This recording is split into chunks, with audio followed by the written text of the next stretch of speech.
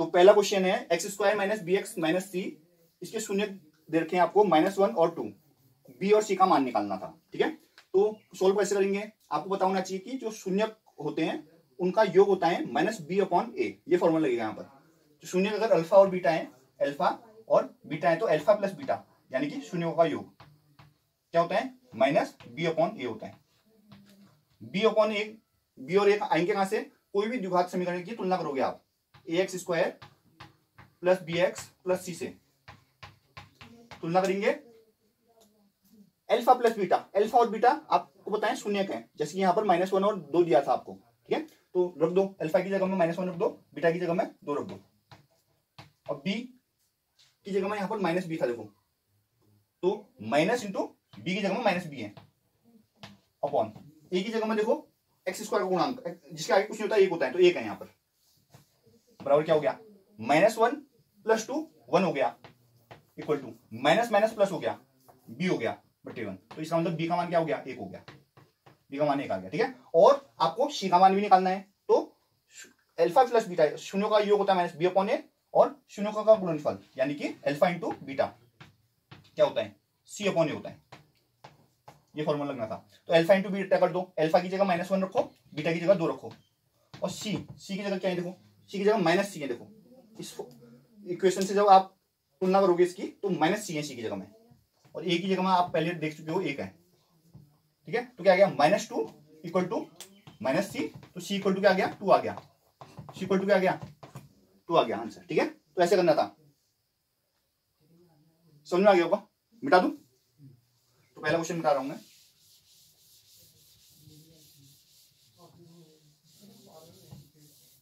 अगला क्वेश्चन देखिए क्या था, kx into x minus 2 bracket close plus 6 equal to 0, के बराबर क्वेश्चन मार्क, मतलब के का मान निकालो कब, जब 2 बराबर मूल है। तो इक्वेशन में यहां लिख रहा हूं इसकी वाली, क्या था, kx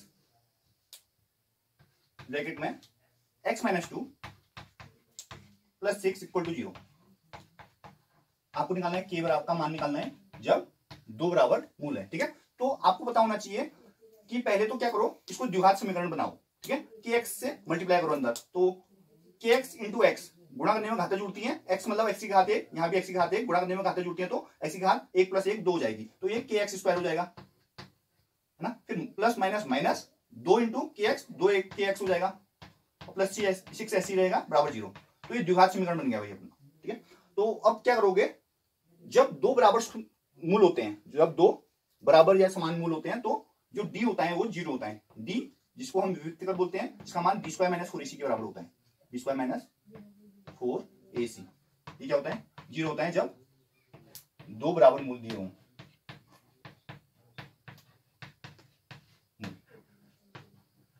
ठीक है, तो करो तुलना, इसको भी ax square plus bx plus c के रूप में आप तुलना करोगे, तो b की जगह में x का गुणांक होता है, देखो -2k रखेंगे, b की जगह में क्या रखेंगे, -2k, x स्क्वायर है तो होल स्क्वायर होगा।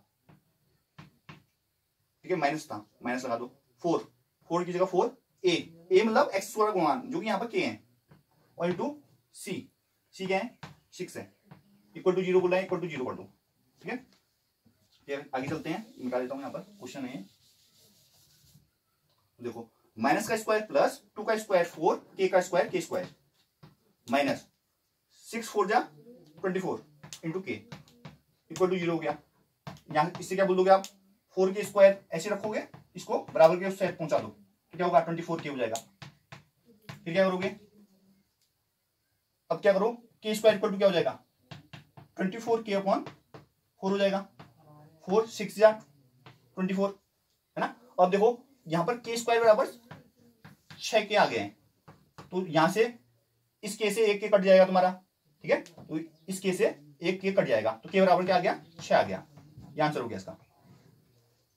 समझ में आ गया होगा, इसका कुछ बच्चों ने अलग मेथड से किया था, वो भी चलेगा। ठीक है, आपने दूसरे मेथड से ऐसे किया था, यहाँ पर अलग किया था, कॉमन ले लिया था, तो वो भी चलता है। देखो 4 के अगर कॉमन ले लोगे आप इसमें, तो क्या हो जाएगा, यहाँ पर k बच जाएगा, यहाँ पर 4 6 24 6 बच जाएगा, इक्वल टू 0, तो 4k इक्वल टू 0 हो जाएगा, ये 4k क्या होगा, 0 में चले जाएगा, तो k equal to k - 6 equal to 0, तो k बराबर 6 हो जाएगा, k बराबर 6। यहाँ पर आप 4k इक्वल टू 0 भी कर सकते हो, k बराबर 0 हो जाएगा, पर अगर k बराबर 0 हो जाएगा तो सोचो इसके मूल कैसे हो जाएंगे, तो पूरे 0 हो जाएगा, दो बराबर रूल वाला कॉन्सेप्ट गलत हो जाएगा, इसलिए k बराबर 0 आंसर नहीं है इसका। ठीक है, तो इसको मिटा दूं।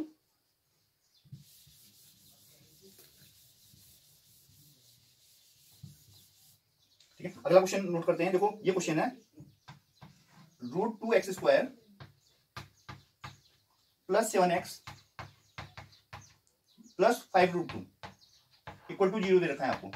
यहां पर आपको x का मान निकालना है, x बराबर क्वेश्चन मार्क दिया था।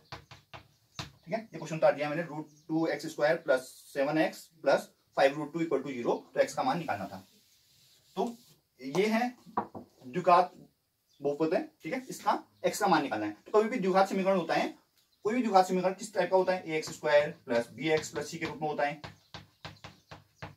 ठीक है, इसमें क्या करते हैं अपन, मूल निकालने के लिए दो विधियां होती हैं। एक तो द्विघात समीकरण से निकाल सकते हो आप, है ना, जिसे धराचार्य सूत्र भी बोलते हैं, -b + -√b² - 4ac/2a, ये मेथड होते हैं।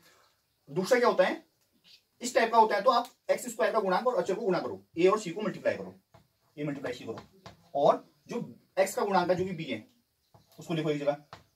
a c के दो ऐसे टुकड़े करो जिन्हें जोड़े घटा के आपका b आ जाए।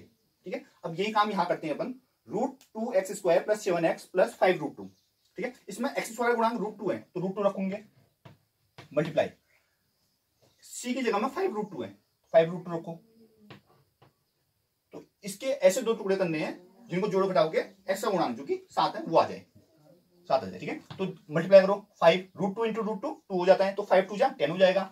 10 के दो ऐसे टुकड़े करो जोड़े घटा के 7 आए, तो आपको पता है 5 और 2 हो जाएगा, 5 × 2 10 हो जाएगा, और 5 धन 2 7 हो जाएगा। ठीक है, तो ये क्वेश्चन मैं बिठा रहा हूं क्योंकि हमने एग्जांपल के तौर पर रखी थी। ठीक है, तो √2x², अब हम क्या करेंगे, जो बीच में 7x है इसको 5 + 2, 5x + 2x लिखेंगे, बीच वाले पद को हम अलग कर देते हैं, मिडिल टर्म स्प्लिट कर देते हैं। ठीक है, फिर हम क्या करते हैं, जोड़े बना लेते हैं दोनों के। पहले जोड़े में कॉमन लेते हैं कि दो नंबर जो हैं, देखो यहाँ पर √2 है, यहाँ 5 है, √2 और 5 में कुछ कॉमन नहीं आता, पर x² और x में x कॉमन आता है, तो x कॉमन ले लिया। जो कॉमन लेते हैं उससे भाग देना होता है। ठीक है, तो यहाँ पर √2 ऐसे रहेगा, x² में x से भाग देंगे तो x बच जाएगा, एक प्लस लगाए तो प्लस लगेगा, फिर 5x में x से भागेंगे तो x से x कट जाएगा, 5 बच जाएगा, फिर प्लस है तो प्लस लगा दिया। 2x और 5√2 में आपको लेना पड़ेगा √2 कॉमन, क्योंकि जो 2 होता है वो भी √2 × √2 होता है। ठीक है, तो √2 से अगर 2 में डिवाइड करेंगे तो √2 आ जाएगा, और x की जगह x ही आएगा, प्लस है तो प्लस, 5√2 में √2 से डिवाइड करेंगे तो 5 आ जाएगा। आपको जो ये ब्रैकेट के अंदर वैल्यू आ रही है वो इक्वल आनी चाहिए, √2x + 5, √2 + x, √2x + 5 इक्वल आनी चाहिए। अगर इक्वल नहीं आ रही तो इसका मतलब कुछ गड़बड़ कर रखी है आपने। तो इसको एक बार लिखते हैं, और x + √2 को बचा हुआ है जो x + √2 इसको एक बार लिखते हैं, और जो कॉमन आ रहे हैं दोनों जगह वो एक बार लिखते हैं। ठीक है, तो x का मान निकालना है चूंकि अपने को, तो इसके बराबर क्या कर देंगे अपन, 0 कर देंगे।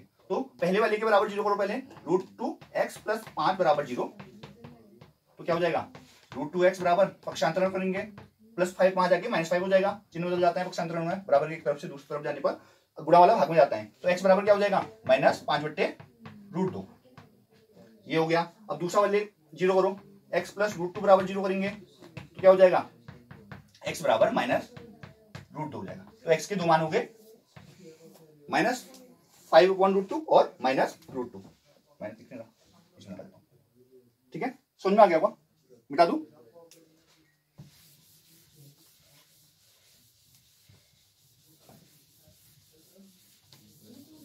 अब अगला क्वेश्चन था आपको HCF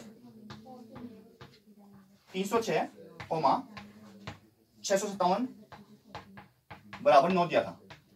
आपको LCM 306, 657 निकालना था, क्वेश्चन मार्क दिया। ठीक है, 306, 657, 306, 657, ठीक है। तो यहां इस क्वेश्चन में जो बच्चों ने सबसे ज्यादा गलती की थी, दो बच्चों को छोड़ के फॉर्मूला लिखा था। तो फॉर्मूला बहुत जरूरी है, फॉर्मूला लिखना पड़ता है। ठीक है, तो फॉर्मूला जो लगेगा इसमें दो संख्याओं का गुणनफल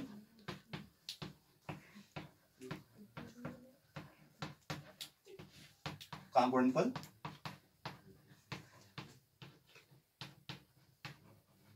बराबर HCF गुणा LCM। ये फॉर्मूला लिखना जरूरी है। कई बच्चों ने तो सीधा सीधा इन दोनों को मल्टीप्लाई करके डिवाइड 9 बराबर एलसीएम ऐसे लिख दिया था। तो उससे टीचर अगर समझ नहीं पा रहा तो दिक्कत हो जाएगी। दो संख्या संख्याएं क्या रखी है 306 और 657। तो 306 गुणा 657 बराबर एचसीएफ 9 दिया है तो 9 लिख दिया अपन ने, और एलसीएम निकालना है तो एलसीएम की जगह एलसीएम ही रख दिया। ठीक है, अब आपको पता है गुणा वाला भाग में जाता है तो गुणा वाला डाल दिया भाग में। हमको क्वेश्चनों में ये भी ध्यान देना होता है कि टाइम बचे हमारा। कई बच्चों ने मैंने देखा यहां पर इन दोनों को मल्टीप्लाई करके लिखते हैं और बट्टी में 9 करते हैं, फिर 9 से बाद में डिवाइड करते हैं। ठीक है, तो ऐसा नहीं करना है। अगर कट रहा है कहीं तो काट दो, थोड़ा गुणा करने में आसानी होगी। तो 9 से आपको पता है 306 कटता है, 9 3 27, 3 बचा 36 हो गया, 9 चौको 36 हो गया। तो 657 को 34 से गुणा करना पड़ेगा आपको। आपने पहले 306 को 657 से गुणा किया, उसके बाद 9 से भाग दिया, तो बड़ा लंबा हो जाएगा आपका और टाइम भी वेस्ट होगा आपका। क्या फायदा? तो 657 को कर दो 34 से गुणा। देखो 7 चौको 28, 28 की 8 हासिल 2, 5 चौको 20, 2 22 की 2 हासिल 2, 6 चौको 24 26। तो 7 21, 21 की 1 हासिल 2, 5 15, 16 17 की 7 हासिल 1, 7 18 19 जोड़ दो 8, 2 1 3, 6 4 13 की 3 हासिल 1, 9 2 11 और 1 12, 12 की 2 हासिल 1। तो ये 22 338 आ गया एलसीएम। 22 338 आ गया इस क्वेश्चन का आंसर। समझ में आया नहीं आया? ठीक है, तो इसको भी मिटा रहा हूं मैं।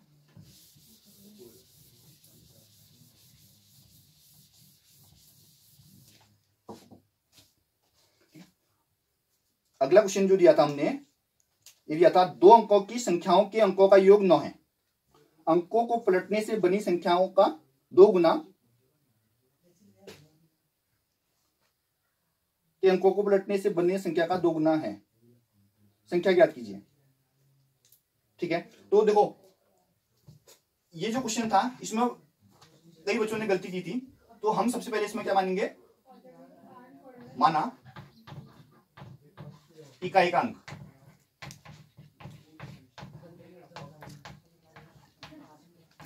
इकाई का अंक x और माना दहाई का अंक y। तो बच्चों ने क्या गलती की थी, किसी बच्चे ने तो माना ही नहीं था, सीधा ही इक्वेशन बना दी थी कि, और एक बच्चे ने ये काम किया था कि इकाई अंक को 10 से गुणा कर दिया था, दहाई अंकों को 1 से गुणा कर रहा है। तो ये गलतियां मत करो भाई। ठीक है, तो पहली जो लाइन है देखो, 2 अंकों की संख्याओं के अंकों का योग 9 है। तो संख्याओं के अंकों का योग 9 है, तो आप बोल सकते हो यहां पर x + y = 9, क्योंकि अंकों का योग 9 है। ठीक है, अब चूंकि हमको संख्या बतानी है तो संख्या क्या होगी लिखना पड़ेगा। ये संख्या भी क्या होगी, संख्या देखो भाई, जो इकाई का अंक होता है वो 1 से गुणा होता है, x गुणा 1 करोगे, और जो दहाई का अंक होता है वो 10 से गुणा होगा। तो इसका मतलब संख्या क्या हो गई, x + 10y, x + 10y होगी संख्या। अब जो इंपोर्टेंट बात है क्वेश्चन में दे रखा है कि एक इक्वेशन तो हमारी यहां से आ गई थी, x + y = 9, संख्याओं के अंकों का योग 9 था। इस संख्या का 9 गुना, तो संख्या क्या थी, ये थी, इसका 9 गुना कर दो, 9 गुणा x + 10y।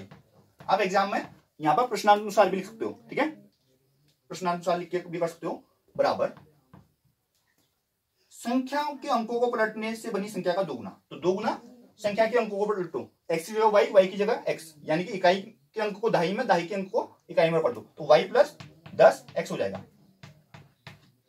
ठीक है, तो अब यहां पर प्रश्नानुसार लिखना चाहो लिख सकते हो, है ना, प्रश्न बोल रहे हैं। और अगर क्वेश्चन 6 नंबर का है तो आपको यहां पर लिखना पड़ेगा, क्या लिखोगे, ये लिखोगे कि इस संख्या का अंक, इस संख्या का किसका, x + 10y का 9 गुना इस संख्या के अंकों को पलटने से बनी संख्या, यानी कि y + 10x का 2 गुने के बराबर होगा प्रश्नानुसार। फिर ये इक्वेशन लिख दोगे। ठीक है, तो आप सॉल्व करते हैं। 9 गुणा x 9x हो गया, प्लस 9.90 हो गया, y हो गया, इक्वल टू 2 गुणा y 2y हो गया, प्लस 10 दूनी 20x हो गया। क्लियर है? अब क्या करोगे, सबको एक जगह ले आओ, इस साइड ले आओ।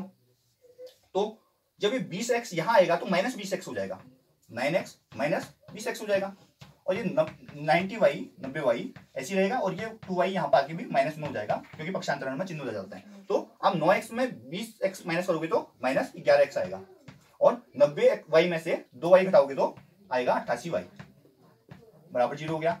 अब क्या करोगे, इसको और सिंप्लीफाई कर दो, क्योंकि इस इक्वेशन को हम सॉल्व करोगे तो आपको बहुत मेहनत करनी पड़ेगी, 11 से गुणा करना पड़ेगा। तो 11 से भाग दे दो, क्योंकि 11 यहाँ भी है और 88 में भी 11 आता है, तो यहाँ पर -x होगा जब 11 से भाग दोगे, और 11 8 88 होता है, तो ये 8y हो जाएगा, बराबर 0 हो जाएगा, क्योंकि जो कॉमन लिया है वो भाग में चले गया।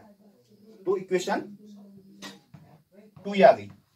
इक्वेशन 1 आ गई है x प्लस वाई बराबर 9, और इक्वेशन 2 आ गई है -x प्लस 8y बराबर 0। अब करेंगे हम इसको सॉल्व, इन दो इक्वेशन को सॉल्व करता हूं मैं। चलो पहले यहां पर सॉल्व कर लेता हूं। जैसे इक्वेशन 2 यहां पर है और इक्वेशन 1 यहां पर लिखी है अपने, यहां पर सॉल्व करता हूं साइड में। इक्वेशन 1 है x प्लस वाई बराबर 9, ठीक है, और इक्वेशन 2 क्या है, x minus x plus 8y बराबर 0, ठीक है। अब क्या करेंगे, इन दोनों को जोड़ देंगे, जो x से x कट जाएगा अगर जोड़ेंगे तो, है ना, और 8 और 1 9y हो जाएगा बराबर 9। आपको ध्यान देना होगा यहां पर 0 है, एक बच्चे ने यहां पर 99 लिख दिया था, ठीक है। अब 9y बराबर 9 हो गया, तो y बराबर क्या हो जाएगा, 9/9, 9 से 9 कट गया, 1 आ गया y का मान, y का मान 1 आ गया है, तो y का मान क्या कर दो, समीकरण 1 में रख दो, y का मान समीकरण 1 में रख दो। 1 में रखने पर अगर 1 में रखोगे तो 1 क्या है, x प्लस वाई बराबर 9, तो x प्लस वाई की जगह 1 रखो बराबर 9, तो x बराबर क्या होगा, 9 माइनस 1, पक्षांतर में चिन्ह बदलता है, तो x का मान आ गया 8। तो भाई x का मान 8 आ गया, इकाई का मान आ गया 8, y का मान आ गया 1, संख्या है x प्लस 10y संख्या, तो x की जगह में रखोगे 8 प्लस 10 गुणा y की जगह में 1 है, 8 प्लस 10 बराबर 18, संख्या क्या संख्या हो गई 18। समझ में आ गया उसको, ठीक है, संख्या क्या हो गई 18 हो गई यहां पर, ठीक है। अब अगला क्वेश्चन बताते हैं आपको।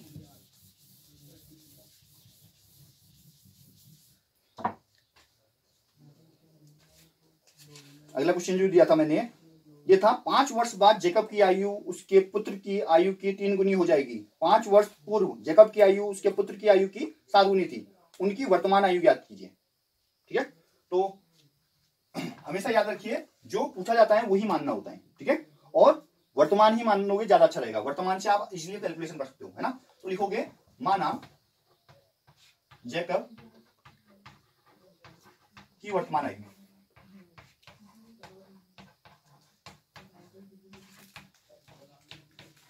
बराबर x वर्ष, और दूसरा क्या है, जेकब का पुत्र है, ठीक है। तो माना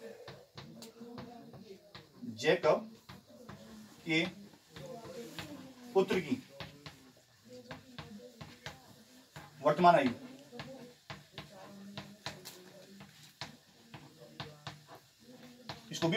इसको y वर्ष मान लो, ठीक है। अब बोल रहे हैं प्रश्न में 5 वर्ष बाद जेकब की आयु, अब लिखोगे 5 वर्ष बाद जेकब की आयु,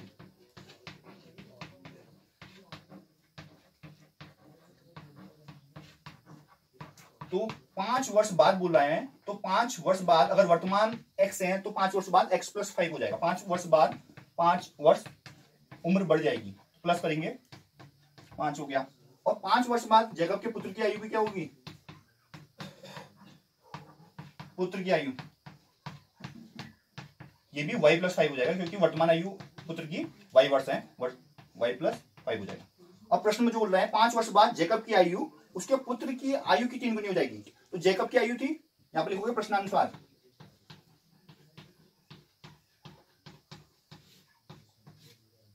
5 वर्ष बाद जेकब की आयु हुई है x प्लस 5, और उसके पुत्र की आयु की 3 गुनी हो जाएगी बोला है, तो 3 गुणा पुत्र की आयु जो कि y प्लस 5 है, 5 वर्ष बाद जेकब की आयु उसके पुत्र की आयु की 3 गुनी हो जाएगी, 3 गुनी हो जाएगी, तो ठीक है। तो x प्लस 5 ऐसे रहेगा, 3 से बढ़ दो गुणा, 3 गुणा y 3y हो जाएगा, और 5 क्या हो जाएगा 15। अब ले आओ एक जगह x, ये 3y यहाँ के -3y हो जाएगा, और नंबर्स को वहीं रहने दो, 15 ऐसी 5 वहां जाके -5 हो जाएगा, तो x माइनस 3y बराबर 10 हो गया पहला समीकरण, इक्वेशन नंबर 1 मिल गई आपको, ठीक है। अब अगली क्वेश्चन क्या है, 5 वर्ष पूर्व जैकब की आयु उसके पुत्र की आयु की 7 गुनी थी। ठीक है, तो 5 वर्ष पूर्व क्या होगा जैकब की आयु, x माइनस 5 होगा। पूर्व में कम करेंगे ना, पूर्व मतलब पहले, x माइनस 5 थी, तो 5 वर्ष पूर्व जैकब की आयु, 5 वर्ष पूर्व जैकब की आयु x माइनस 5, उसके पुत्र की आयु की 7 गुनी, तो पुत्र भी क्या होगा 7 वर्ष कम होगा, वो 5 वर्ष कम होगा, सॉरी y माइनस 5 है ना, y था पुत्र, y माइनस 5, तो 5 वर्ष पुत्र की आयु मल्टीप्लाई 7, क्योंकि प्रश्न में बोला है कि उसके पुत्र की आयु की 7 गुनी थी। ठीक है, अब इससे भी इक्वेशन निकाल लेते हैं अपन, तो x माइनस 5 ऐसी रहेगा, 7 गुणा y 7y हो जाएगा, 7 5 हो जाएगा 35, तो x माइनस 7y बराबर क्या हो गया माइनस 35, और ये माइनस 5 वहां जाके प्लस 5 हो जाएगा, तो इक्वेशन क्या आ जाएगी x माइनस 7y बराबर माइनस 30 हो जाएगा। इक्वेशन नंबर 2 आ गई, तो इक्वेशन 1 और इक्वेशन 2 तो आपको मिल गई है। अब आगे चलते हैं, इनको करते हैं सॉल्व, तो सॉल्व कर लेते हैं हम यहां पर। ठीक है, तो पहला इक्वेशन देखो क्या है, x minus 3y equal to क्या है 10, दूसरा क्या है x माइनस 7y है इक्वल टू क्या दे रखा है माइनस 30। अब इन दोनों इक्वेशन को देखो, घटा दो, इनको घटाने पर चिन्ह बदल जाएंगे, प्लस वाला माइनस, माइनस वाला प्लस हो जाएगा, तो x से x हो जाएगा कैंसिल, माइनस 3y और प्लस 7y है तो 4y आ जाएगा प्लस में, इक्वल टू क्या हो जाएगा प्लस 30 हो गया और प्लस 10 40 हो जाएगा, तो y इक्वल टू क्या आ गया 40/4, यानी कि 10 आ गया, y इक्वल टू आ गया है 10। ठीक है, अब इसमें x का मान निकालना है, तो y का मान किसमें रखोगे, समीकरण 1 में रख दो, तो समीकरण 1 है x plus x minus minus 3y equal to 10 है, x माइनस 3 इंटू वाई है 10 इक्वल टू 10, तो x इक्वल टू क्या हो जाएगा 10 माइनस 30 वहां जाके प्लस 30 हो जाएगा, तो x इक्वल टू क्या हो जाएगा 40 हो जाएगा, 30 में प्लस 10 करेंगे तो आएगा 40, तो x इक्वल टू आ गया 40।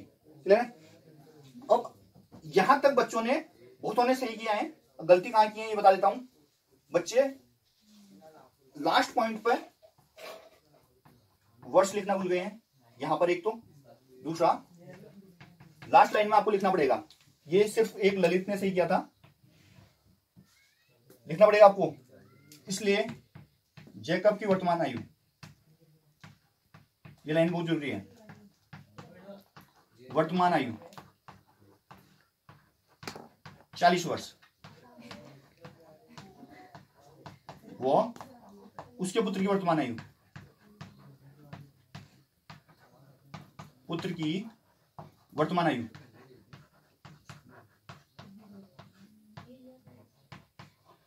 कितना निकला 10 वर्ष, 10 वर्ष है, ये जरूरी है लास्ट में, क्योंकि आपने x और y का मान निकाल के छोड़ दिया है, लास्ट पॉइंट बहुत इंपोर्टेंट है, लिखना जरूरी है भाई। अरे मिटा रहा हूं, देखो इस टेस्ट का उद्देश्य ये था कि आप जो आने वाले एग्जाम है आपके उसमें अच्छे से अच्छा परफॉर्म करो, तो मैंने जहां जहां तुम्हारी गलती है वो वहां हाईलाइट किया हुआ है, और प्रसाद तो मिलता ही है। अगला क्वेश्चन है, एक आयताकार बाग जिसकी लंबाई चौड़ाई से 4 मीटर अधिक है, तो आयताकार बाग की बात है, तो मान लेते हैं इसमें भी, माना आयताकार बाग की चौड़ाई बराबर x मीटर। देखो इस सवाल में जो बच्चों ने गलती की थी, यूनिट नहीं लिखी थी, मीटर नहीं लिखा भाई लास्ट में।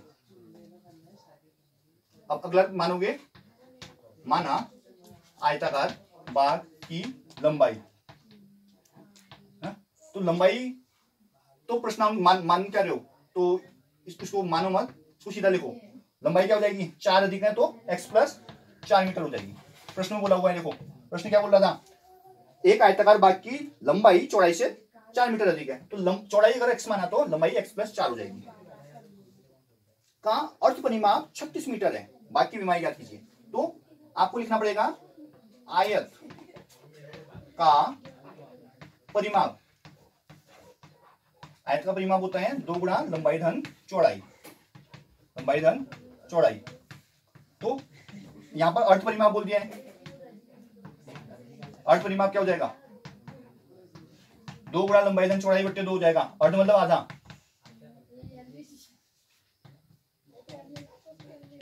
बटे 2 हो जाएगा। तो 2 से 2 काट दो तो लंबाई धन चौड़ाई हो गया। अर्धपरिमाप आपको कितना दिया है? 36 मीटर दिया है। तो 36 मीटर हो गया अर्धपरिमाप की जगह, और लंबाई की जगह लंबाई की वैल्यू रखो जो कि x प्लस 4 है, और चौड़ाई है अपनी x। ठीक है, तो 36 बराबर क्या हो जाएगा? x और x प्लस x 2x हो जाएगा और प्लस 4। तो यहाँ पर क्या बोल देंगे अपन? 2x बराबर 36 माइनस 4 बोल देंगे, जो कि आ जाएगा 2x बराबर 32 आ जाएगा। अगर 2x बराबर 32 है तो गुणा वाला भाग में जाता है, आपको सभी को पता है, तो 32 बटे 2 हो जाएगा, जो कि 16 बार कट जाएगा। तो 16 मीटर आ जाएगी x की वैल्यू। अगर x की वैल्यू 16 मीटर है तो x क्या है? चौड़ाई है। तो आपको लिखना पड़ेगा यहाँ पर क्या? इसलिए आयताकार बाकी की चौड़ाई बराबर 16 मीटर, आयताकार बाग की लंबाई बराबर 16 प्लस 4 बराबर 20 मीटर, ऐसा लिखना पड़ेगा आपको। ठीक है, तो ये हो गया इसका आंसर। यूनिट बहुत जरूरी है, मात्रा बहुत जरूरी है, साइंस में भी और मैथ में भी। मीटर है तो मीटर जरूर लगाना है, 16 लिख के और 20 लिख के चलेगा नहीं। अब अगला क्वेश्चन है, सिद्ध कीजिए कि रूट 5 एक अपरिमेय संख्या है। ठीक है, तो रूट क्या करेंगे? माना रूट 5 क्या है? एक परिमेय संख्या है। उल्टा मानना है, पर अपरिमेय बोला है तो परिमेय मान लो।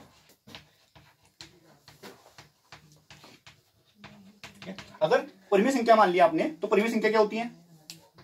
पी बटे क्यू के रूप में आप लिख सकते हो उसको। ठीक है, और क्या होता है ये? पी बटे क्यू के रूप में तो जरूर है, पर ये पी और क्यू क्या होनी चाहिए? सहभाज्य संख्या होनी चाहिए। सहभाज्य संख्या बोले तो जिनका HCF आपका एक आता है उन्हें सहभाज्य संख्या बोलते हैं। ठीक है, मतलब ऊपर नीचे कटिंग की नहीं है संख्या है। ठीक है, तो आप लिखोगे यहाँ पर क्या लिखोगे? पी कोमा क्यू सह अभाज्य संख्या है, अभाज्य।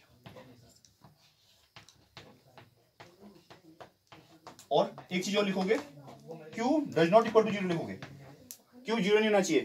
क्लियर है? फिर क्या करोगे? जिसके हर में कुछ नहीं होता है, एक होता है, आप करोगे 3 से गुणा। ठीक है, तो रूट 5 इंटू क्यू क्या हो जाएगा? रूट 5 क्यू, और ये p इंटू 1 p हो जाएगा। अब लिखोगे दोनों तरफ वर्क करने पर, स्क्वायर करेंगे बोथ साइड, दोनों तरफ वर्क करने पर करो वर्क। अगर रूट 5 का वर्क करोगे तो 5 आएगा। एक बच्चा रूट 5 का स्क्वायर रूट 5 भी लिख रहे हैं, Q square equal to P square हो जाएगा। ठीक है, अगर अब देखो ये जो 5 है ना, इसका गुणा वाला भाग में जाता है। देखो तो ये पी स्क्वायर को डिवाइड कर रहे हैं। ठीक है, तो क्या लिखोगे? 5 पी स्क्वायर को विभाजित करता है। विभाजित में तो भाग देना है, डिवाइड कर रहा है।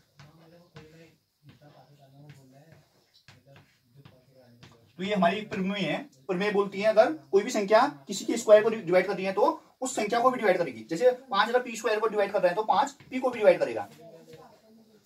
तो स्क्वायर का मतलब क्या है? पी इंटू पी, तो पी को भी करेगा, वो को भी विभाजित करेगा। ठीक है, ये बोल दिया आपने, ये पॉइंट हो गया। अब क्या करते हैं? जो विभाजित करता है, जैसे कि पी विभाजित कर रहे हैं, ठीक है, पी को विभाजित कर रहे हैं, तो पी बराबर मान लोगे कुछ और, जैसे पी और क्यू मान रहे हैं, अब आर मान लो। और आर कैसे मानोगे? 5 कब चल रहे हैं तो 5 आर मानोगे यहाँ पर। जैसे कि रूट 2 देगा तो 2 आर मानोगे, रूट 3 देगा तो 3 आर मानोगे। यहाँ पर रूट 5 दे रहा था तो 5 आर, जो भी देगा, रूट 7 देगा तो 7 आर मानोगे। ठीक है, तो ये माना आपने, माना पी इक्वल टू 5 आर, तो पी की वैल्यू रख दो, समीकरण 1 में रखो वैल्यू। तो 5 क्यू स्क्वायर इक्वल टू क्या जाएगा? स्क्वायर इक्वल टू पी का स्क्वायर, पी है 5 आर का स्क्वायर कर दो, तो 5 क्यू का स्क्वायर क्या हो जाएगा? 5 का स्क्वायर 25 और आर का स्क्वायर आर स्क्वायर। अब क्या होगा? मल्टीप्लाई वाला डिवाइड में जाएगा।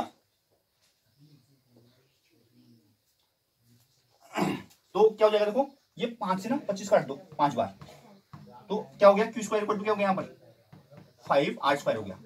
अब गौर से देखो यहाँ पर क्यू स्क्वायर बराबर 5 आर स्क्वायर आ गया, तो इसका मतलब 5 जो है वो क्यू स्क्वायर को भी डिवाइड कर रहा है। यहाँ लिख रहा हूं मैं, तो आप लिखोगे यहाँ पर 5 जो है वो इसको क्यू स्क्वायर को भी विभाजित कर रहा है, क्यू स्क्वायर को विभाजित करता है।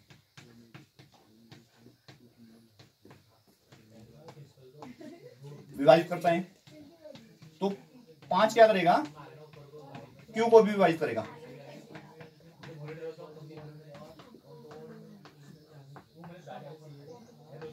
विभाजित करता है। अगर 5 Q को विभाजित करेगा तो यहां पर एक गड़बड़ हो गई है, समझना आप क्या है। यहां पर हम बोल रहे हैं P और Q सहभाज्य संख्या है, और यहां क्या हो रहा है देखो, P भी 5 से विभाजित हो रहा है और Q भी 5 से विभाजित हो रहा है। तो आप यहां लिखोगे कि जो P व Q हैं उनमें, उन दोनों में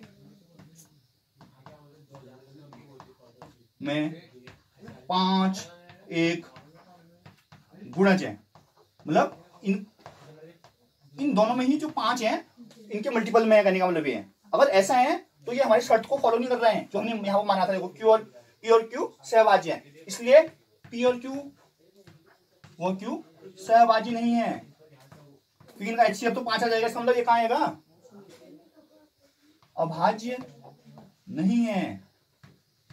अब ये नहीं है तो ये क्यों हो गया ऐसा, ये इसलिए हो गया क्योंकि ये हमारी त्रुटिपूर्ण कल्पना के कारण हो गया है। गलत मान लिया हमने, √5 एक परिमेय संख्या है, √5 एक परिमेय संख्या नहीं है, यह एक विरोधाभास है, विरोधाभास है, यह एक विरोधाभास है, और यह एक विरोधाभास है जो हमारी गलत त्रुटिपूर्ण कल्पना के कारण उत्पन्न हुआ है, इसलिए √5 एक अपरिमेय संख्या ऐसा लिखेंगे आप। ठीक है, चलते हैं नेक्स्ट क्वेश्चन में।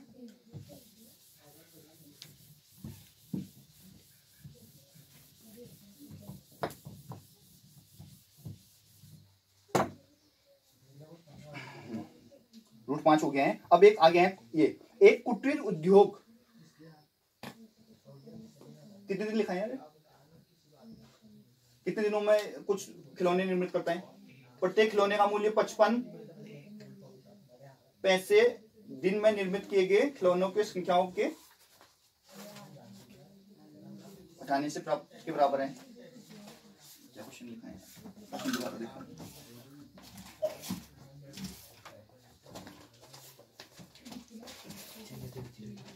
हाँ, एक कुटीर उद्योग एक दिन में कुछ खिलौने निर्मित करता है। प्रत्येक खिलौने का मूल्य 55 में से एक दिन में निर्मित किए गए खिलौने की संख्याओं को घटाने से प्राप्त होता है। किसी एक दिन कुल निर्माण लागत 750 थी, हम उस दिन निर्माण किए गए खिलौनों की संख्या ज्ञात करना चाहते हैं। बहुत इंपॉर्टेंट क्वेश्चन है, देखोगे माना, ठीक है। तो पहले समझा देता हूं क्वेश्चन क्या बोलना चाह रहे हैं। देखो बोल रहा है क्वेश्चन, एक कुटीर उद्योग एक दिन में कुछ खिलौने निर्मित करते हैं, तो एक दिन में कुछ खिलौने बना रहे हैं वो। तो माना एक दिन में निर्मित खिलौनों की संख्या,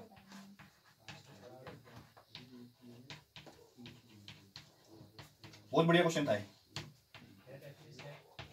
पर खुशी ये है कि बहुत सारे बच्चों ने सही किया है। बराबर x मान लेंगे कि कितने खिलौने बनते हैं, x बनते हैं। अब जो बोल रहे हैं कि प्रत्येक खिलौने का मूल्य 55 में से वो एक दिन में निर्मित किए गए खिलौनों की संख्या को घटाने से प्राप्त होता है। तो प्रत्येक खिलौने का मूल्य, प्रत्येक खिलौने का मूल्य लिखो,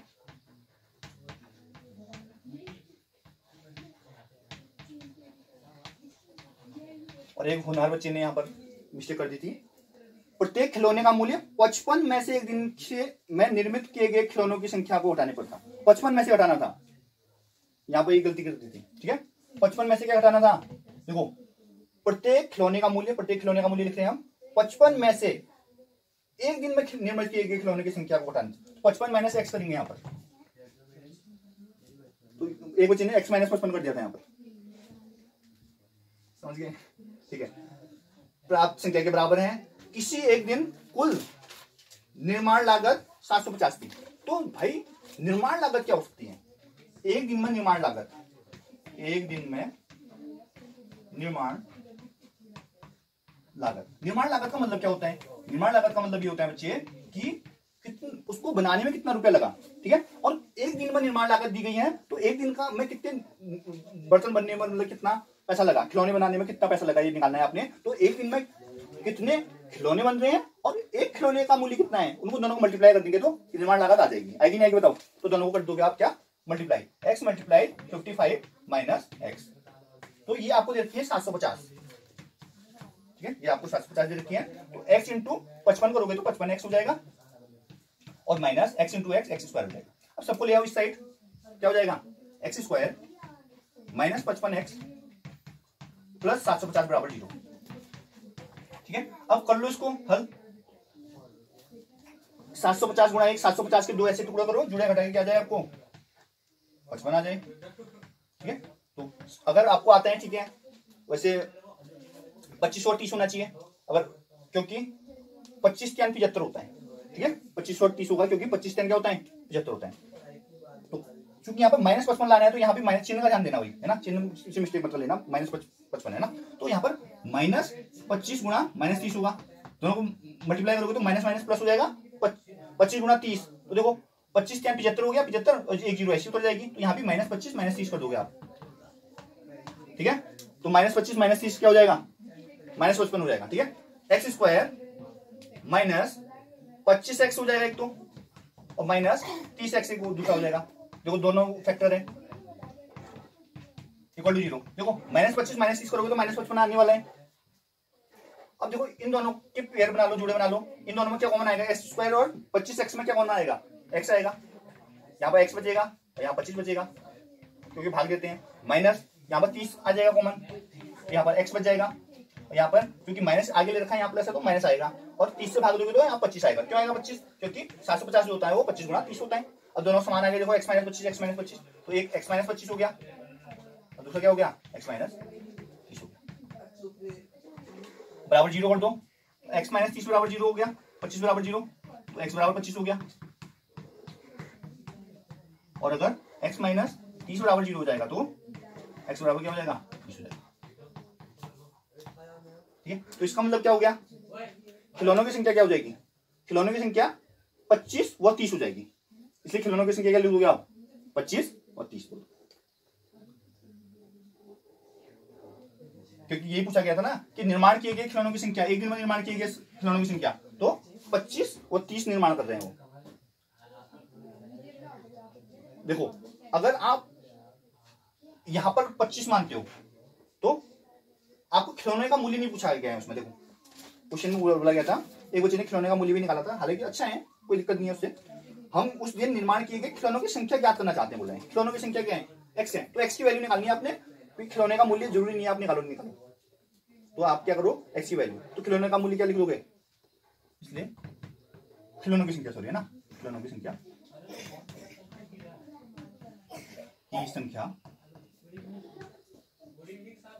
संख्या 25 और 30 है, ठीक है, ये हो गया सबका, बता दें मेरा ही हुआ है, इसका हुआ है। तो अब अंतिम सवाल है, अंतिम सवाल और बहुत ही बढ़िया सवाल ना, इसका कॉन्सेप्ट किसी के समझ में नहीं आया, एक बच्चे के समझ में आया था, बहुत बढ़िया, और उसने भी एक ही पार्ट समझ में आया उसके। दो व्यक्तियों की आय का अनुपात 9:7 है, उनके खर्चों का अनुपात 4:3 है, प्रत्येक व्यक्ति प्रति महीने 200 रुपए बचा रहे हैं, तो उसकी मासिक आय ज्ञात कीजिए, ठीक है। तो समझना बच्चे, एक तो आपको दिया था आय का अनुपात दिया था जो कि 9:7, आय मतलब कितना कमाया, दूसरा उसके खर्चों का कितना खर्च किया, और प्रत्येक व्यक्ति प्रति महीने 2000 रुपए बचा रहे हैं, तो बचाएगा कैसे, जब आप आय में से खर्चे घटाओगे तो बचत होती है। बचत क्या होती है, कितना तुमने कमाया और कितना खर्च किया उसका अंतर, वही तो होता है बचत। कैसा होता है कि दोनों को जोड़ दो, बहुत बच्चों ने जोड़ दिए थे दोनों, तो खर्चों को दिए तो बल्ले बल्ले हो गई, तुमने कमाया, तुमको सैलरी है 10,000 रुपए, तुमने खर्चे किया 8,000 रुपए, तुम्हारी बचत 18,000 रुपए, वाह वाह, ऐसे ऐसे बंदे तुम हो गए, ऐसा नहीं बनना है, ठीक है। तो क्या लिखोगे, आपको निकालना था मासिक आय, ठीक है, तो आपको लिखनी पड़ेगी मासिक, माना मासिक आय देखो अनुपात में दिया है, ठीक है, तो क्या लिखोगे 9 और 7 का दिया है, तो अनुपात का मतलब होता है कट के आ रहा है वो वैल्यू, तो इसमें एक फैक्टर लेना पड़ेगा आपको, मान लेते हैं एक्स फैक्टर है 9x व 7x, क्योंकि 9 अनुपात 7 हो रहे हैं, तो जो माना मानसिक आय 9 व 7x है, और दूसरा मानोगे माना मासिक खर्चा, खर्चे का भी अनुपात दिया है, तो हम मासिक के हिसाब से पूछा, तो मासिक खर्च यहां पर 4:3 है, चूंकि आय का अनुपात और खर्चे का अनुपात जरूरी नहीं है सेम हो, अगर सेम होगा तो फिर तो कटपीट हो जाएगा। यहां पर अलग मानेंगे अपन, y मानना पड़ेगा आपको, 4y व 3y मानना पड़ेगा, ठीक है। अब 2000 की बचत हो रही है, तो सोचो पहला जो फैक्टर है जैसे 9x है, उसमें से अगर ये क्या थी 9x महीने की आई थी, और 4y है खर्चा, घटाओगे तभी तो आएगा 2000 रुपए, क्योंकि अंतर 2000 की बचत कर रहा है बेचारा, और यहाँ पे भी 7x माइनस 3y करोगे तो तभी तो 2000 आएगा। इधर समझ में आया, सबको नहीं आया बताओ, ये पॉइंट है यहाँ पर इंपोर्टेंट। हाँ अब देखो इसमें क्या कर सकते हो आप, अगर आपको विलोपन विधि से हल करना है तो पहले समीकरण को कर दो 3 से गुणा, दूसरे को कर दो 4 से गुणा, तो लिख दो यहाँ पर समीकरण 1 समीकरण 2, देखो समीकरण 1 को किससे 3 से गुणा, ठीक है, 3 से, वो समीकरण 2 को 4 से गुणा करने पर, 4 से गुणा करने पर करो। देखो समीकरण 1 को करना है 3 से, तो 3 से करो, 9 3 27 x हो जाएगा, माइनस 3 से करना है 4 3 12 y हो जाएगा, 3 से करना है 3 दूनी 6 हो जाएगा, ठीक है। समीकरण 2 करना है 4 से, तो 7 चौक 28 हो जाएगा, यहाँ पर 4 3 12 हो जाएगा, और 4 दूनी 8 हो जाएगा। अब यहाँ पर देखो ये वाला कटने हैं क्योंकि सेम कर दिया, तो घटाने की प्रक्रिया करोगे तभी चिन्ह बदलेगा, तभी कटेगा, ये माइनस करोगे ये माइनस वाला प्लस हो जाएगा, ये माइनस हो जाएगा, चिन्ह बदलेंगे, तो 12y से 12y हो गया कैंसिल, 27x में से 28x माइनस करने हैं, तो यहाँ पर माइनस x आएगा, बड़ी संख्या का चिन्ह आता है घटने में, और यहाँ पर माइनस 2000 हो जाएगा, 6000 में से 8000 घटाना है, तो x बराबर माइनस से माइनस कर जाएगा, x बराबर 2000 आ जाएगा, x का वैल्यू आ गया 2000। अब x का मान रख दो समीकरण 1 में, x का मान समीकरण 1 में रखो तो क्या हो जाएगा 9 गुणा 2000 माइनस 4y बराबर 2000, ठीक है। तो 9 दूनी 18 हो गया है, ये माइनस 4y ऐसे रहेगा बराबर 2000, ये 9 दूनी 18,000 वहां चले जाएगा, तो माइनस 18,000 हो जाएगा। अब यहां पर घटेगा, देखो यहां पर लिखता हूं, तो माइनस 4y इक्वल टू क्या हो जाएगा 2000 माइनस 18,000, तो माइनस 16,000 हो जाएगा, बड़ी संख्या का चिन्ह आता है क्योंकि, तो y इक्वल टू क्या हो जाएगा माइनस 16,000 बटे 4 माइनस 4 हो गया ना, माइनस से माइनस कट गया, 4 चुको 16 4000 आ गया, तो y इक्वल टू क्या आ गया 4000, x का मान आ गया 2000 और x का मान रखा हमने समीकरण 1 में, और y का मान आ गया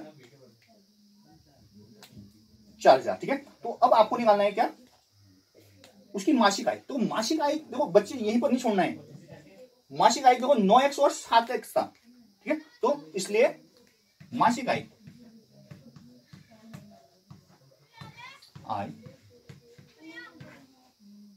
बराबर क्या है 9x और 7x है, तो 9 गुणा x मतलब 2000 निकला x, देखो 9 गुणा 2000 तो 18,000 हो जाएगा, ये 18,000, और दूसरी मासिक आय क्या जाएगी 7 इंटू x 14,000 आ जाएगी, 7 ही था ना, हाँ 7 दूनी 14 हो गया। समझ में आया नहीं आया, कोई डाउट क्यों, कोई क्वेश्चन में, सबके सब क्वेश्चन हो गए।